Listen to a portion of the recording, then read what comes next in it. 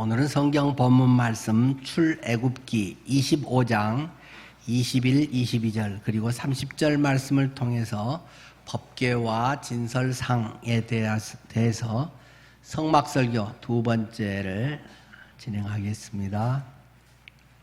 출애굽기 25장 21절 말씀부터입니다.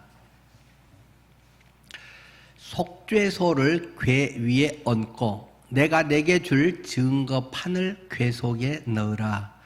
거기서 내가 너와 만나고 속죄소 위 곧 증거궤 위에 있는 두 그룹 사이에서 내가 이스라엘 자손을 위하여 내게 명령할 모든 일을 내게 이르리라. 30절에요. 상 위에 진설병을 두어 항상 내 앞에 있게 할지니라. 아멘. 네, 지난번에는 성막 전체에 대한 말씀을 드렸고 오늘은 조금 더 세부적으로 성막의 기구들을 살펴보겠습니다. 한 주에 2개씩 살펴보려고 합니다. 자, 오늘은 성막에서 가장 중요한 성물 기구라고 한다면 언약궤, 법궤입니다. 곧 이제 여기 보이겠지만은 이걸 보통 이제 언약궤, 법궤라고 이야기를 합니다. 자, 우리 성경을 조금 이제 꼼꼼히 읽어보신 분들, 그리고 특별히 영어 성경으로 본 분들이 성경을 읽으면서 하고 깨달은 상당히 신기한 그런 부분 중에 하나는 이 언약궤랑이 영어에 ark 이렇게 되어 있죠. ARK. 그런데 쭉 성경에 보면 그 전에도 창세기에 노아가 방주를 지었다. 그 방주도 아크라고 되어 있고, 또 출애굽기에 모세가 태어나서 더 숨겨 키울 수가 없으니까 갈대 상자에 모세를 담아서 나일강에 띄워 보냈다. 그래서 공주가 건졌다. 그 갈대 상자도 영어로는 아크. 똑같은 단어로 영어 성경에 돼 있습니다. 그래서 또 공통점이 있잖아요.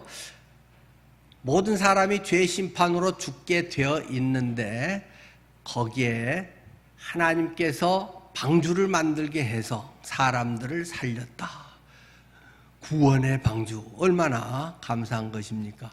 모세가 나일강에 던져졌으면 그대로 수장돼서 죽어버려야 되는데 모세라는 이름 말 그처럼 물에서 건져졌다. 물에 빠지지 않고 건져지게 갈대 상자에 역청을 칠하고 방수 처리를 한 다음에 이제 모세를 담아서 보자기에 싸서 흘려보냈다.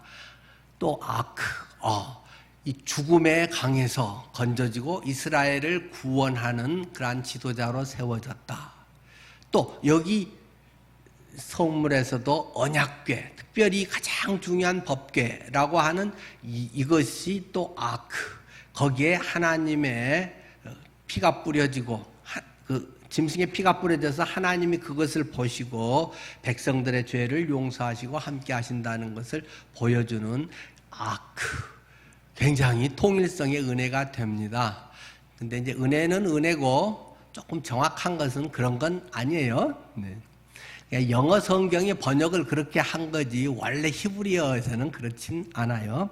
히브리어에서는 이 아크와 이 법궤, 언약궤는 아론이라는 히브리어 단어를 쓰고 그 앞에서 말씀드렸던 노아의 방주라든가 갈대 상자는 테바라는 히브리어 전혀 다른 단어를 사실은 쓰고 있어요. 그렇기 때문에 이제 근데 영어랑 같이 그렇게 이제 번역을 하니까 영어 성경을 보면 우와 하면서 감동을 하지만 그냥 뭐 은혜가 되는 건 또 좋은 거잖아요. 또 연관성이 뭐 없는 건 아니니까.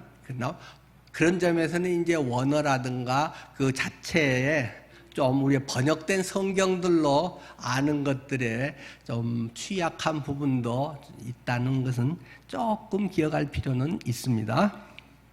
자, 어쨌든 이 성막의 가장 중요한 지성소 안에 있다. 된다라고 말씀을 드렸습니다. 성막 전체가 사이즈가 얼마 된다 그랬습니까? 25m, 50m. 그 속에 이제 천막이 있고 앞에 한 4분의 3 정도는 내성소 또는 성소라고 하는 것이 있고 그 안에 이제 지성소, 깊은 곳 안쪽에 이를 찌자잖아요. 또는 깊을 찌자라고도 있죠. 그래서 저기 속에 쏙 들어가 있는 맨 안쪽이다 그런 말이에요. 뭐 높고 낮고 뭐 이런 거하고는 아무 상관없는 단어죠. 그러니까 제일 깊이 들어있는 지성소, 그곳에 있는 것이 이 언약궤, 법궤라고 하는 것이고, 그래서 그 가장 아마 큰 의미를 갖고 있는 것을 우리가 함께 좀 살펴보는 것도 큰 의미가 있습니다. 자, 이것을 만드는 것은 밑에 네모 상자가 있잖아요. 이 네모 상자, 그것의 그 크기를 보면 길이가 2.5규빗, 높이가 1.5규빗, 그리고 세로가 1.5규빗. 규빗으로 하면 모르죠. 옛날 사람들에게 우리가 뭐 한자, 두자 이러면 또 잘 모르겠죠. 근데 규빗은 옛날에 많이 흔히 통용돼서 쓰던 길이 단위예요. 여기 팔꿈치 여기 끝에서부터 이 중지 가운데 손가락 끝까지의 길이, 여기서 여기까지를 한 규빗이라고 사람들이 정한 거예요. 보통 우리도 하잖아요. 그거 한 몇 뼘 되냐? 그러면 한 뼘, 두 뼘, 세 뼘 이런 식으로 흔히 이야기하듯이 규빗이라고 하는 것이 이제 그런 단위인데, 규빗의 길이는 조금씩 다릅니다. 그런데 유대 지역에서는 거의 대부분이 약 45cm를 1규빗으로 보통 하고 있고, 뭐 주변 나라는 그거보다 좀 더 긴 것을 한 규빗이라고도 하고 좀 더 짧은 것을 한 규빗이라고도 하고, 이제 고대 문헌들에는 좀씩 차이가 있습니다. 좀 더 성막을 만들거나 정확하게 하려면 이 45cm로 해서 딱 맞춰서 하면 되지만, 우리가 그러면 머리 아프니까 단순하게 하는 게 잘하는 거잖아요. 50cm 이렇게 계산을 해서 2규빗이면 1m, 1규빗이면 50cm 이렇게 계산하는 게 이제 훨씬 실제적으로는 도움이 됩니다. 그러니까 이것을 보면 이 긴 쪽 이것이 2.5규빗이니까 125cm, 조금 짧은 쪽하고 높이가 똑같이 1.5규빗에 75cm 이 정도의 상자다. 근데 맨 밑에는 네모 박스거든요. 네모 박스 직사각형으로 되어 있는데 그것의 안에는 조각목이라고 하는 나무로 만들고 그것을 이제 금으로 다 씌웠다. 또는 금통을 해서 앞 두 개를 해서 내측 금통, 외측 금통을 해서 이제 끼웠다. 이렇게 이야기를 하고 있습니다. 조각목. 우리 그렇게 번역이 됐지만 잘 모를 것 같아서 제가 이스라엘 가서 직접 꺾어 왔습니다. 시띠나무라고 하는 조각목입니다. 그래서 이제 크지요. 근데 저는 그 큰 걸 잘라올 수가 없기 때문에 제가 꺾을 수 있는 만큼만 해갖고 이제 꺾어 왔어요. 오늘 이 설교하려고 30년 전부터 준비를 해서 해왔습니다. 네.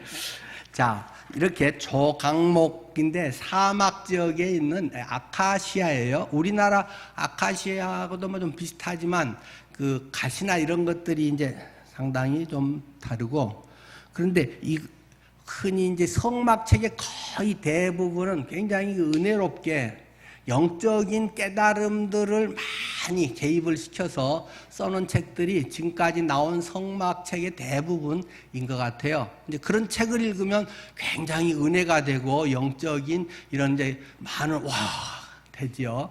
근데 이제 자칫 우리가 공부를 할 때에 너무 영성 막 이렇게 쪽으로 하는 것도 조금 조심스러운 거고, 너무 학구적으로 하는 것도 좀 조심스러운 거예요. 영성을 막 강조해서 해석하는 걸 영해라고 합니다. 그러나 대부분의 이단은 이 영해에서 나옵니다.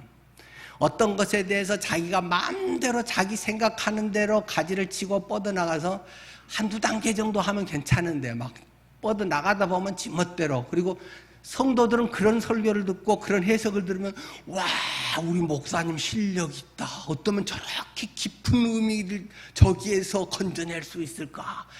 뭐 막 사람들이 못 들어보던 거다.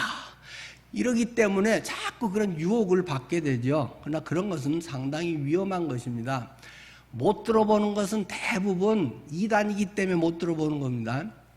다른 목사님들이나 실력이 없어서 몰라서 못 전하는 것보다 신천지든 뭐 정명석이든 뭐 웃기지도 않은 얘기들을 한데 그럴듯하게 성경 구절을 갖다 연결해가지고 하면 지멋대로 가는 것을 사람들이 한 3단계, 4단계만 넘어가면 어디서 시작됐는지를 모르고 그냥 따라가다 보면 엉터리 신앙이 되어버리고 마는 것이죠.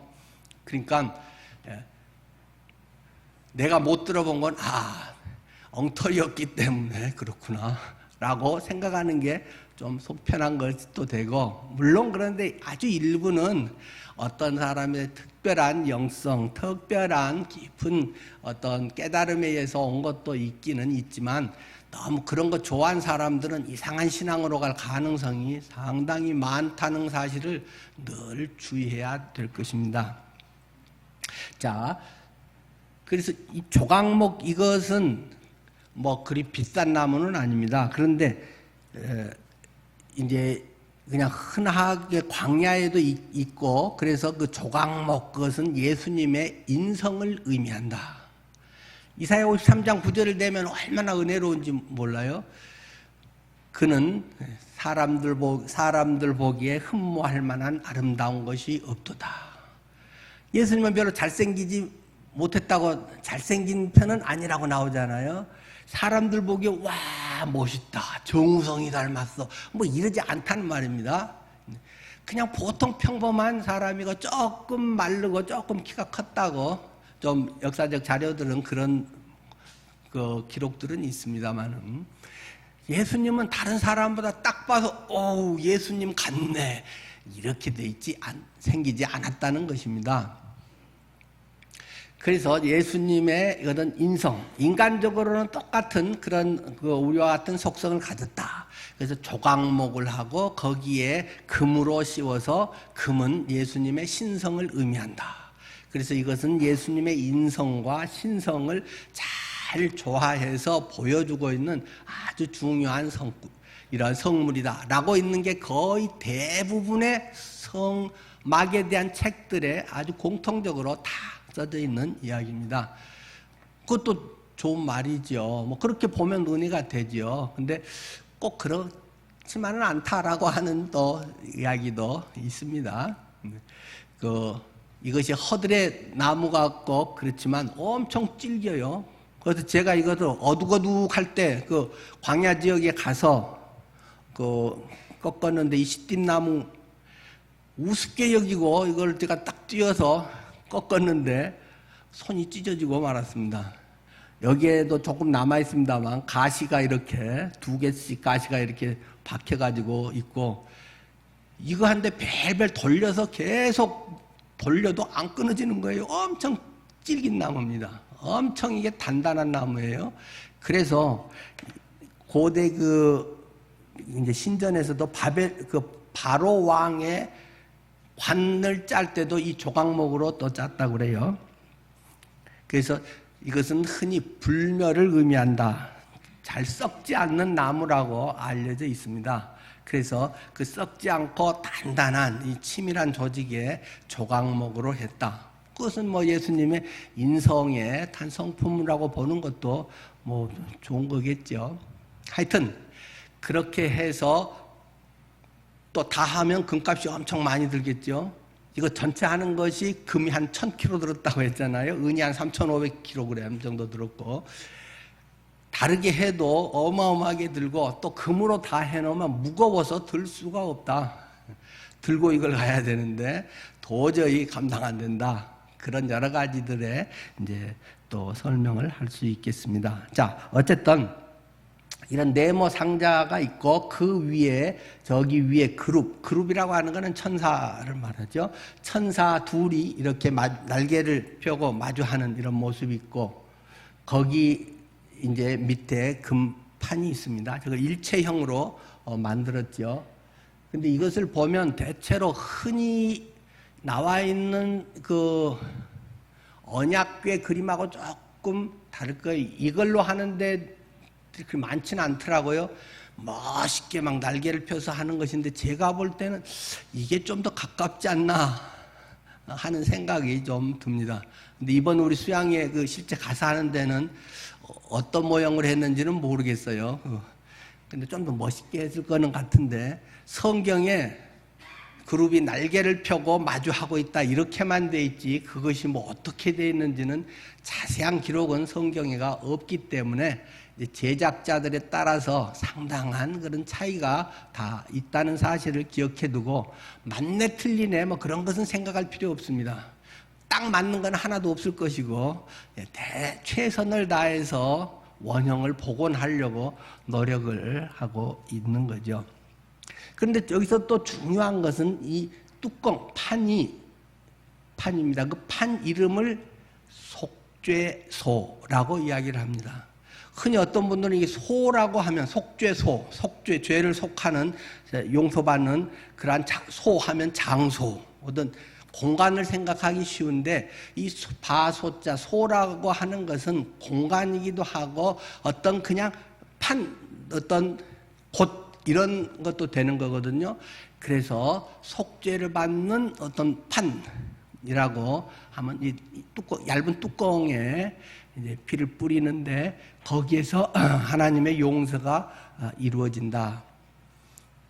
그리고 이것이 죄가 용서되는 것에 피가 뿌려져서 용서되는 것을 말하지만 또 다르게 이야기하면 하나님의 것은 은혜가 베풀어진 자리다. 그래서 성경에 또 뭐라고 번역이 됐나요? 시은좌, 베풀 시자, 은혜 은자, 자리 좌자. 하나님의 은혜가 베풀어지는 자리다. 속죄소라는 말이나 뭐 똑같아요. 또는 시은소라고도 번역하게 됩니다. 하여간에 이것이 언약궤 내용이고 그런데 이 언약궤의 밑에 상자가 비어있냐? 아니고 상자에 뭐를 채워 넣는 것입니다. 상자 속에 뭐가 들어있죠?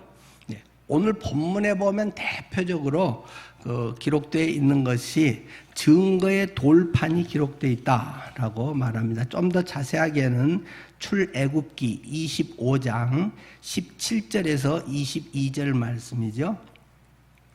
순금으로 속죄소를 만들되 길이는 2규빗 반, 너비는 1규빗 반이 되게 하고 금으로 그룹 둘을 속죄소 두 끝에 쳐서 만들되 한 그룹은 이 끝에 또 한 그룹은 저 끝에 곧 속죄소 두 끝에 속죄소와 한 덩어리로 연결할지며 그룹 그 천사들은 그 날개를 높이 펴서 그 날개로 속죄소를 덮으며 그 얼굴을 서로 대하여 속죄소를 향하게 하고 속죄소를 궤 위에 뚜껑을 얹고 내가 너에게 줄 증거판을 궤 속에 넣으라. 거기서 내가 너와 만나고 속죄소 위, 곧 증거궤 위에 있는 두 그룹 사이에서 내가 이스라엘 자손을 위하여 너에게 명령할 모든 일을 내게 이르리라. 그렇게 할 때 하나님께서 너 위에 임한다 하면서 그 속에는 두 돌판을 집어넣어라. 무슨 돌판이요? 십계명 두 돌판. 모세가 시내산에 올라가서 하나님으로부터 받았던 그 돌판, 그것을 거기에 집어넣고 뚜껑을 덮고 거기에 나중에 이제 피를 뿌려라. 이렇게 이야기를 하고 있습니다. 그런데 여러분이 잘 아시듯이 그 속에는 뭐가 들어있죠? 히브리서 9장 3절 5절은 좀 더 정확히 표현을 해주고 있죠.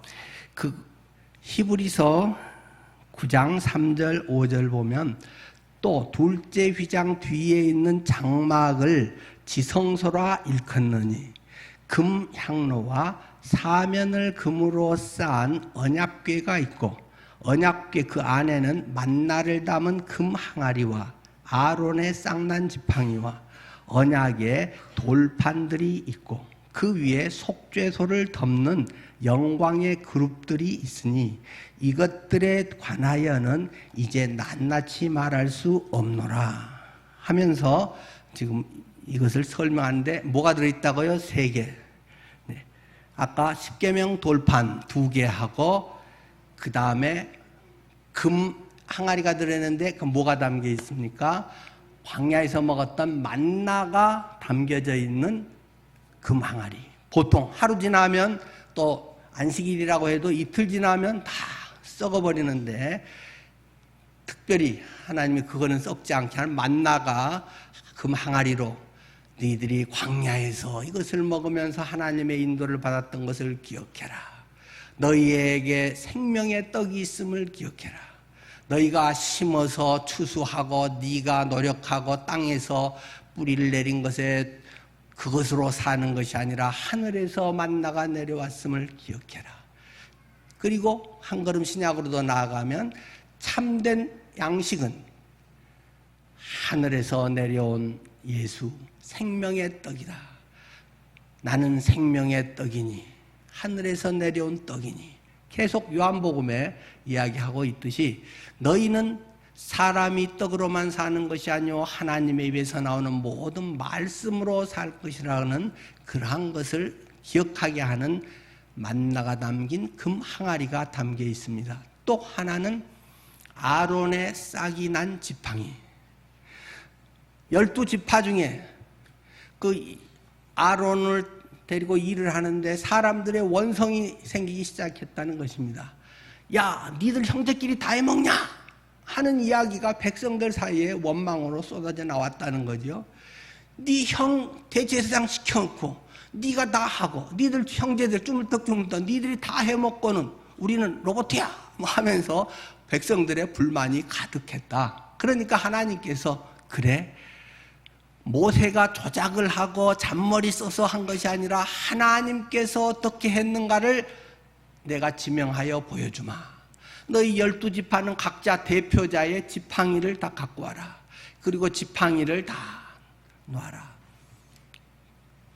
그리고 다음날 봤더니 그 12개 지팡이 중에 한 개가 지팡이인데 땅에 꽂혀 있지도 않는데 거기에서 꽃이 피고 열매가 하루 사이에 맺혀가지고 싹이 난 지팡이. 이게 누구 거요? 하고 봤더니 레위 지파의 아론 거였다.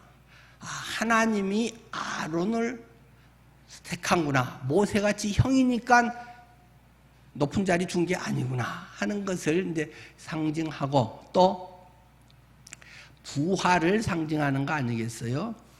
다 생명이 끊어졌는데 사람의 생각으로는 의료적으로는 인간적인 방법으로는 다 끊어지고 죽은 목숨인데 죽은 나무에 불과한 것인데 생명의 뿌리하고는 단절되어 버렸는데 거기에서 하나님의 역사, 하나님의 놀라운 지명의 역사 가운데서 거기에서 꽃이 피고 열매가 맺히는 사실을 보고 하나님이 하신 거구나.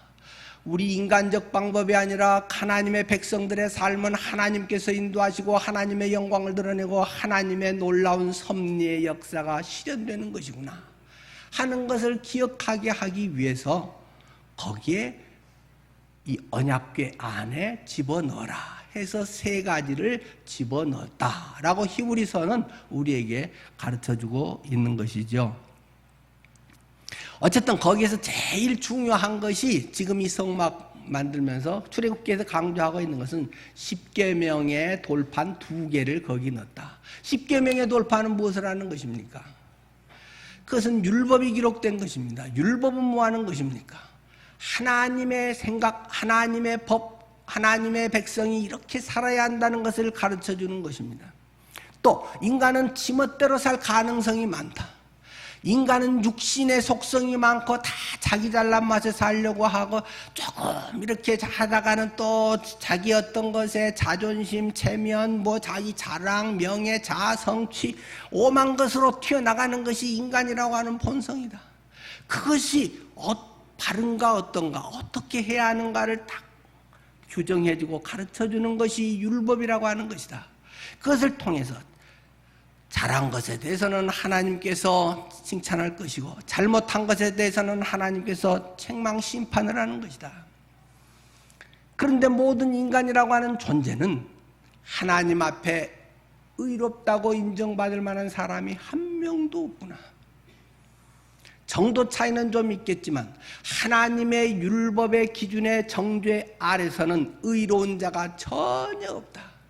잘난 체를 하고 조금 더 도토리 기적에 낫다고 어쩌고저쩌고 하지만 그 속에 드러나지 않은 죄라든가 그 안에 내밀한 어떤 것까지 있던 과거의 것을 다 들춰내면 하나님 앞에 고개 푹 숙일 수밖에 없는 것이 인간의 존재의 모습이다 하는 것을 말하고, 율법으로는 의롭다 할 육체가 없느니라. 율법 앞에 의로운 사람은 의인은 없나니 하나도 없으며 깨닫는 자도 없고 다 자기 기준으로 멋대로 내 인생은 나의 것 하고 내 가치관대로 살아버리는, 창조주 하나님의 뜻과는 아무 상관없이 자기 살고 싶은 대로 살다 죽어버리는 그런 불쌍한 존재가 인생이라고 하는 것이다. 그것을 깨닫게 해주는 것이 법이고 율법이고, 그 율법의 기준 앞에 의인이 없기 때문에 죄가 해결돼야 된다. 그렇기 때문에 그것을 놓고 뚜껑을 덮은 다음에 뚜껑에다가 나의 죄, 나의 모든 허물을 대신 양이 죽음으로 말미암아 양이 대신 생명이 피해 있기 때문에 피를 그것에 부음으로 말미암아서 얘가 사형을 당했습니다. 얘가 나 때문에 죽어야 됐네요. 이것은 나의 피와 같은 것입니다. 나는 죽은 목숨인데 양을 대신해서 했네요. 감사합니다. 할 말 없습니다. 그것으로 피를 뿌림으로 사람들의 죄, 백성들의 죄를 용서받게 하는 그 피 뿌려지는 장소, 그것을 속죄소다. 은혜가 베풀어지는 시은좌, 뚜껑이라고 이야기를 합니다. 그걸 보고 누가 그랬구나 라고 보고 증인이 있어야죠. 두 천사가 그것을 보고 날개를 펴고 보면서 정말 피가 뿌려졌습니다 하나님 하고 하나님 앞에 드린다는 것입니다. 그런데 많은 사람들은 이 고대의 이러한 성물들, 성정 기구들과 상당한 차이가 있습니다. 고대의 많은 것들에는 이런 궤를 만들고 그 위에 우상화된 형상들을 되게 그려놓습니다. 저도 이집트 박물관에도 가보고 우리나라에 거기 카이로 박물관 거 가져와서 전시할 때도 물론 가보았고, 그런데 보면 네모 상자 위에 쌔바트 같은 개가 귀쫑긋하고 앉아 있다든지 그런 것들이 종종 많이 흔하게 보이는 그런 성물들입니다. 이 개가 우리를 지켜준다. 이 개구리가 우리에게 다산과 풍요를 허락해준다. 이 소가 이 엄청난 힘으로 농경사회에서는 사람 몇 배 일을 하고 엄청난 권력과 힘을 나타내는 우리의 희망이다. 그래서 사람들은 자꾸 형상을 만든다는 것입니다. 그러나 하나님은 그런 형상을 내 앞에 두지 말라고 이야기를 하십니다. 그래서 이 가운데 피 뿌려지는 그곳에는 아무것도 없습니다. 하나님의 형상이 없습니다. 그런데 많은 사람들은 뭔가 그러면 조금 헛헛하단 말입니다. 뭔가 보이는 것, 만져지는 것, 확실히 알만한 것으로 자꾸 사람들은 가시화하고 싶은 욕망을 갖는다는 것입니다. 그래서 사람들은 그것을 자꾸 요구하게 됩니다. 그래서 결국 이스라엘 백성도 그것을 만들게 되죠. 그것이 무엇입니까? 출애굽기 32장에 나오는 금송아지 사건입니다. 자기들의 희망, 내가 하나님을 믿고 하나님을 영화롭게 하고 우리의 먹든지 마시든지 무엇을 하든지 다 하나님의 영광을 위하여 하고 주님의 기쁨이 되고, 말은 우리가 하지만 실상은 내 속에 뭔가를 추구하고 있는 욕망의 요소들이 가득하다는 것입니다. 그 시대나 지금이나 변하지 않는 통일한 것은 금덩어리라는 것입니다. 돈이라는 것입니다. 재물에 대한 욕망, 어떻게 하면 내가 돈을 좀 많이 벌고 부자다는 거 하고 다 폼지고 살까? 우리 자식이 어떻게 하면 연봉 많은데 취직을 할까? 어떻게 이렇게 하면 나중에 뭐 돈이 돼가지고 뭘 할까? 사람들은 이 금을 숭배하는 배금 사상, 금 숭배 사상이 그들 속에 있다는 것입니다. 또한 이 농경사회 속에서 그들의 마음에 깊이 뿌리박고 있는 것은 송아지라는 것입니다. 이집트에서 아피스 신을, 송아지 신을 섬겼던 그들은 동일하게 그들의 마음에 남아있는 것이, 농사 지을 때는 그래도 사람보다 10배는 힘이 세고 이거 있어야 그래도 폼나고 효율적으로 하지, 송아지를 숭배를 하던 것이 그대로 몸속에 쩔어 있어서 예수 믿기 전에 가치관이 그대로 그의 삶 속에 남아있다는 것입니다. 그래서 금으로 송아지를 만들고, 이것이 우리를 뭐라고 성경에 써졌나요? 우리를 광야에서 인도해낸 금송아지입니다, 우리의 우상입니다, 그렇게 이야기를 하나요? 그렇게 말한 사람은 없습니다. 예수 믿는 사람 중에, 신앙생활 한 사람 중에 금송아지가 우리의 희망이요, 금송아지가 우리의 축복이요, 금송아지 숭배가 예수 믿는 사람들의 복입니다, 이렇게 말한 사람은 없습니다. 속으로는 그렇지라도 말은 고상하게 하나님의 영광을 위하여 주님이 하셨습니다, 주님의 기쁨입니다, 하나님의 섭리입니다, 말은 그렇지만 그 속에 그게 뭐야? 그러면 나나 내 자식이 잘 되는 겁니다, 돈 잘 버는 겁니다, 무병장수하는 것입니다, 승진 빨리 하는 것입니다, 높은 자리에 가서 떵떵거리고 그래도 꼬리가 되지 아니하고 머리가 되리라, 그런 것을 마음에 품고 있는 것이 여전한 하나님의 백성 이스라엘의 광야 생활이라는 말입니다. 하나님은 그런 거 만들지 말라고 하는데 모세가 마침 없는 틈을 타서 아론을 자꾸 찝쩍거려가지고, 아이 그래도 있어야지, 뭔가 보여야 제대로 믿는 거 아니요, 해가면서 얼마간 헌금을 해서 금을 모아가지고 그 금 송아지를 만들었다는 것입니다. 시내산에서 내려온 모세가 그것을 보고는 억장이 무너집니다. 속이 뒤집어집니다. 그래 이것들아, 돈이 그렇게 좋냐, 돈독이 올랐냐, 그렇게 높은 자리가 좋아 하면서 그것을 갈아가지고, 금송아지를 갈아가지고 거기다 물을 타갖고 나 처먹어라 하면서 한 대접씩 퍼먹여버렸다. 그게 32장의 이야기 아닙니까? 뭐 퍼먹였다는 말은 제가 한 거고, 퍼자는 없고 먹였다고 성경은 되어 있습니다. 한 대접씩 하나 퍼먹어라. 진짜 모세는 그랬을 거예요. 그러고 나서는 모세가 한 일이 무엇입니까? 그때 그 모세가 한 것은 40일 금식 기도로 죽을뚱살뚱하면서 받아온 십계명 돌판을 던져서 깨버렸다는 사실입니다. 모세의 성깔이 얼마나 대단한가 하는 것도 있지만 더 중요한 것은 그것이 십계명이 살아있으면 이 민족이 다 죽을 수밖에 없다는 것입니다. 십계명 1, 2계명이 벌써 선포도 하기 전에 범해져 버렸다는 것입니다. 그렇기 때문에 이스라엘 백성은 싹 죽어야 되니까 모세가 차라리 내가 대신 죽겠어, 이걸 깨버리고, 하나님이 이 모세 이거 뭐 하는 짓거리야 이게, 이걸 깨 내가 직접 만들어줬는데 하나님 차라리 날 죽이세요, 내 이름이 생명책에 지워질지라도 이 백성들을 구원해 주세요. 그 말이 거기 32장에 나오는 이야기 아닙니까? 나는 차라리 이런 불경죄로 하나님 앞에서 내 하나 죽고 이 민족이 살아난다면 내가 죽겠습니다. 이걸 선포하는 즉시 이 백성이 다 죽어야 되는데 하나님 어떻게 그 짓을 합니까?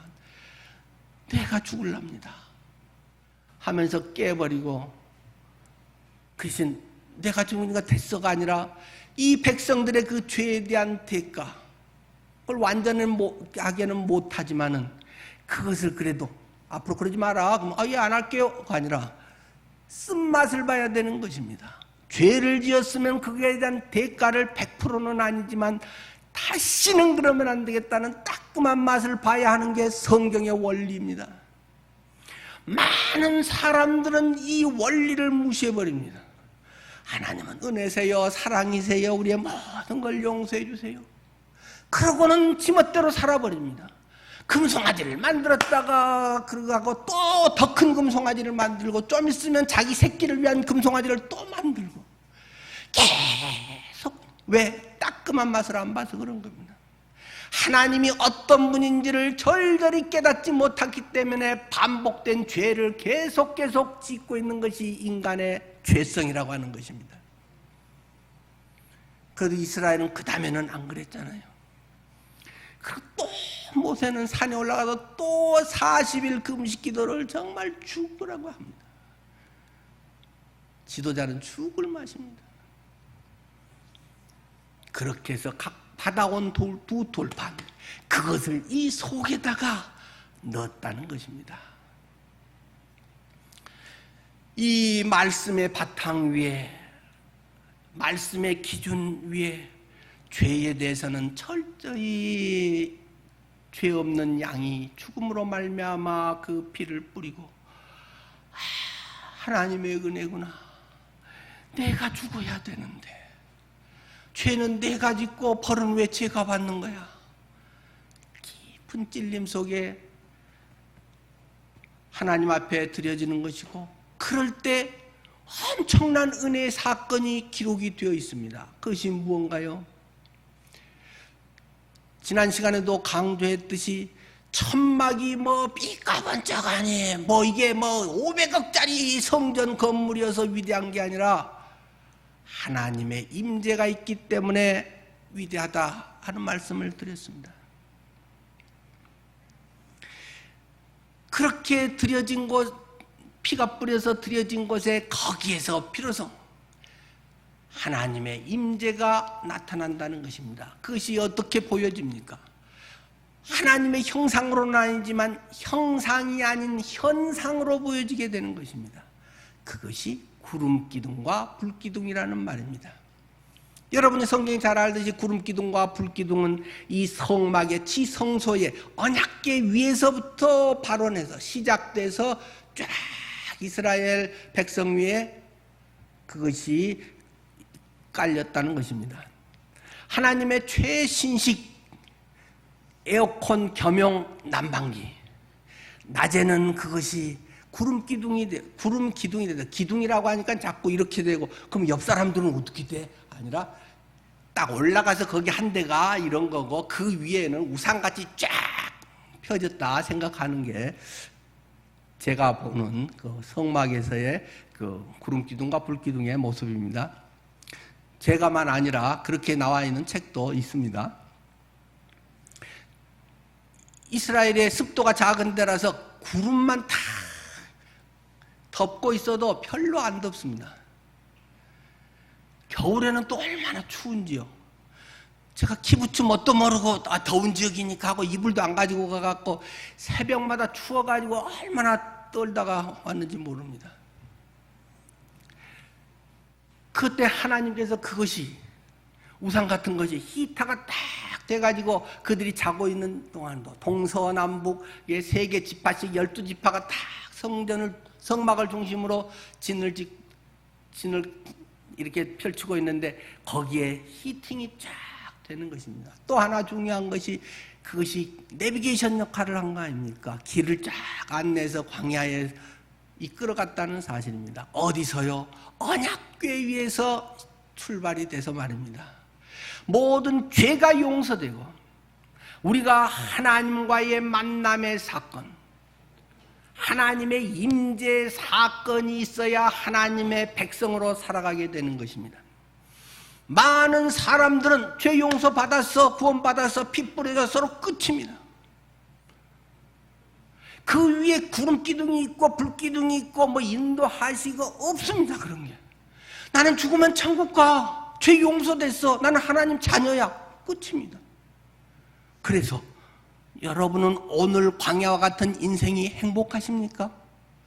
든든하십니까? 땡볕 속에서도 여러분은 하나님의 보호의 인도하심을 경험하며 살고 있습니까? 한밤중에 추위에도 하나님의 그 온기 가운데 여러분은 따뜻하게 생명의 역사를 이어가고 있습니까? 좋은 일이 있든 싫은 일이 있든 그 속에 하나님의 백성은 하나님의 돌보심을 경험하며 사는 것입니다. 그렇지 않으면 믿지 않는 사람과 무엇이 다르다는 말입니까?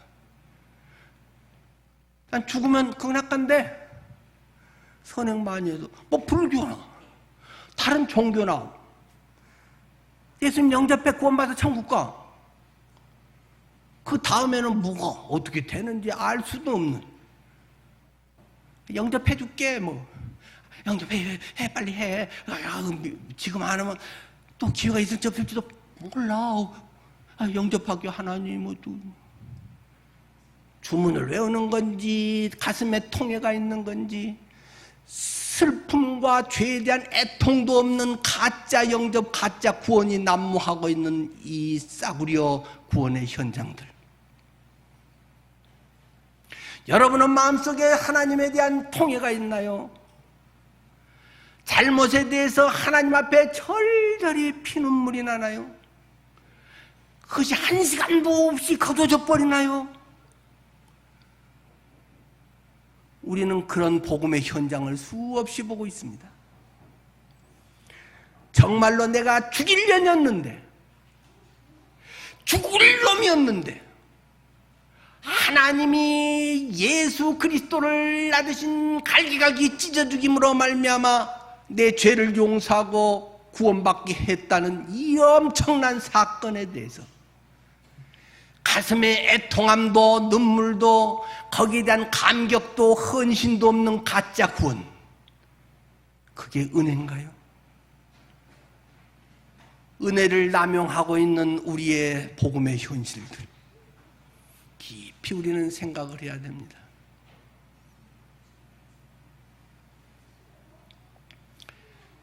내 자신이 진정으로 얼마나 큰 죄인인가를 알지 못하면 구원을 경험할 수 없습니다.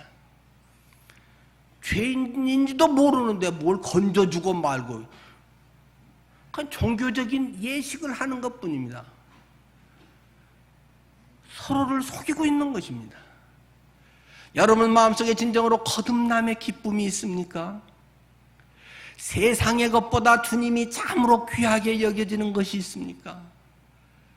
부활이 나의 소망으로 오히려 나는 이 땅에서보다 천국에 있는 것이 더 좋지만 너희들 유익을 위해서 나는 이 땅에 살고 있는 것이라고 하는 바울의 고백이 여러분의 고백인가요?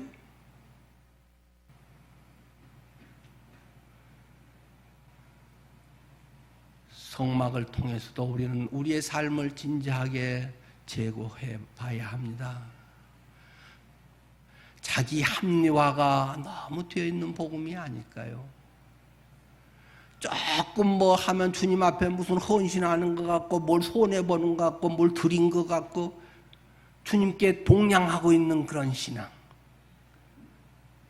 남도 안 하는데 뭐 내가 굳이 할 필요 있어? 조금 하고 나면 그냥 어깨 힘들어가고 거들먹거리고. 그런 것은 진짜 신앙이라고 할 수가 없겠죠. 예수 그리스도, 그분과 나와의 친밀한 교제, 그 속에 구름기둥 불기둥으로 임재하듯이 성령께서 내 안에 임재하십니다. 성령이 임재하십니다. 예배 가운데 성령이 임재하십니다. 예배 시간이기 때문에 임재하는 게 아니라 찬양 하나를 통해서 내 심령을 온전히 올려드릴 때 임재하는 것입니다. 말씀 한마디 지나가는 것이 내 영혼을 강타하고 내 삶에 엄청난 충격과 변화와 확증을 주는 것입니다. 계속 강조하지만 하나님의 말씀은 살아있고 활력 있어 좌우의 날선 칼보다도 예리하여 혼과 영과 관절과 골수를 찔러 쪼개기까지 한다고 했는데, 여러분은 예배를 하면서 하나님의 말씀이 내 머리털럭이라도 건드리나요? 내 양심에 이만큼 치는 정도라도 생기나요? 하나님의 말씀이 무슨 교훈 덩어리입니까? 교리 덩어리인가요? 나를 위해 죽었다라고 하는 것이 왕년의 무슨 사건이고 성경에서의 우리를 위해서 했대. 나는 아무런 기쁨도 없는데, 내 삶의 가치관도 바뀌지 않는데, 5년 전이나 지금이나 더 퇴보하고 있는데,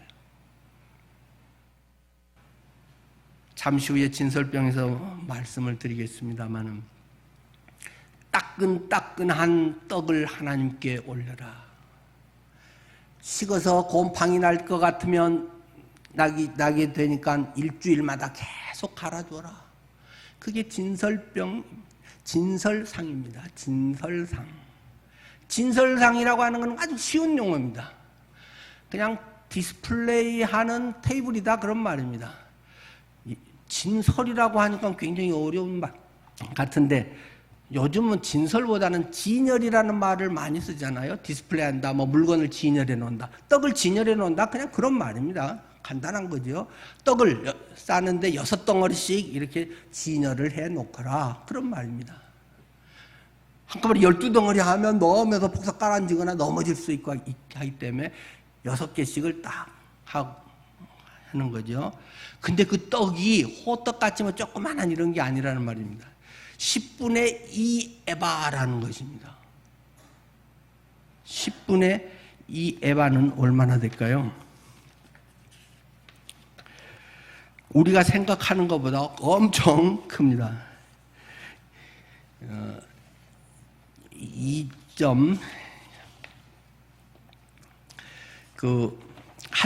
덩어리가 1에바가 2.2리터니까 10분의 1 에바가 10분의 2 에바는 4.4리터입니다. 떡 한 덩어리가 4.4리터 되는 대형 떡이라는 말입니다. 이렇게 큰 한 덩어리가 4.4리터나 된 것을 6개씩 이렇게 하나님께 올려서 드리고, 12지파가 다 하나님 앞에 이렇게 있습니다. 주의 백성들입니다. 누구는 더 특별해서가 아니고 누구는 덜해서가 아니고 하나님의 백성들이 이렇게 있습니다. 그리고 생명의 떡은 무엇인가요? 늘 우리가 얘기하듯이 말씀의 떡을 먹어야 한다. 이 떡을 먹으면서 하나님의 말씀을 기억해라. 계속 중요하기 때문에 마태복음 4장 4절에 또 반복해서 기록하고, 사람이 떡으로만 살 것이 아니요 하나님의 입에서 나오는 모든 말씀으로 살 것이라. 말씀으로 살 것이다. 여러분의 떡은 따끈따끈합니까? 여러분의 떡은 식어서 딱딱해져 버리지는 않았을까요? 곰팡이가 피지는 않았을까요? 여러분이 하나님의 은혜의 말씀, 생명의 말씀을 언제 생명의 말씀으로 내게 받아들인 때가 언제인가요? 지난 주일 예배 때인가요? 한 5년 전에 어디 부흥에서 은혜 받았던 때인가요? 벌써 곰팡이 나가지고 벌써 폐기 처분해야 될 거를 지금도 그 껍데기를 붙들고 생명의 떡 예수 이러고 살고 있다는 것입니다. 일주일마다, 아니 우리는 날마다 예수 그리스도의 생명으로 살아가야 됩니다. 자존심의 껍질만 엄청 두꺼워지고, 내가 뭐 조금 되는 것에는 엄청 힘들어가고, 하나님의 말씀이 나를 깨부셔버려야 되는데 계속 바벨탑을 쌓아가고 있는 것이 자칫하면 종교인의 모습이라는 것입니다. 교회 생활 오래 한 사람들의 모습이 될 수 있다는 것입니다. 직분자들의 모습이 될 수 있다는 것입니다. 목사의 모습이 그렇게 되기 가장 쉽다는 것입니다. 설교는 이렇게 열변을 통하고 하면서 지가 사는 건 그렇지 않을 가능성이 많다는 것입니다. 하나님의 심판. 하나님은 사랑해서 다 괜찮나요? 사랑하기 때문에 심판하시는 것을 기억해야 됩니다.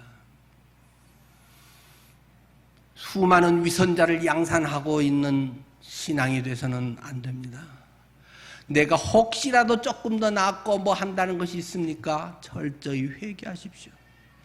하나님 앞에 아무 씨잘데기 없는 존재입니다. 그런 사람은. 하나님, 제가 무엇입니까? 저 같은 것이 어떻게 하나님 앞에 쓰임받을 수 있나요? 이렇게 멋지게 설교하고 속으로는 안 그러고 있는 김효현 아닙니까, 하나님?